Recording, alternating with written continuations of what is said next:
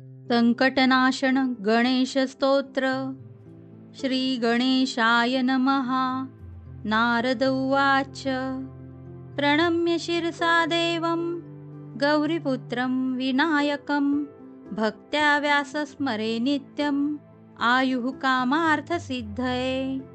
प्रथमं वक्रतुण्डं च एकदन्तं द्वितीयकं तृतीयं कृष्णपिङ्गाक्षं गजवक्त्रं चतुर्थकं लम्बोदरं पञ्चमं च षष्ठं विकटमेव च सप्तमं विघ्नराजेन्द्रं धूम्रवर्ण तथाष्टमं नवमं भालचन्द्रं च दशमं तु विनायकम् एकादशं गणपतिं द्वादशं तु गजाननम्।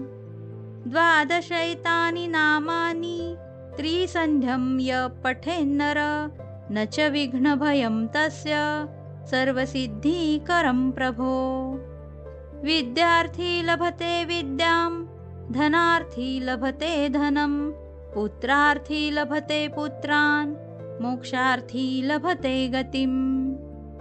जपेत् गणपतिस्तोत्रं षड्भैर्यमासै फलं लभेत् संवत्सरेण सिद्धिं च लभते नात्र संशयः।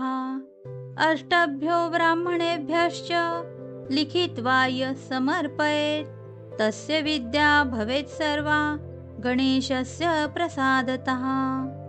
इति श्रीनारदपुराणे संकटनाशनस्तोत्रं सम्पूर्णम्।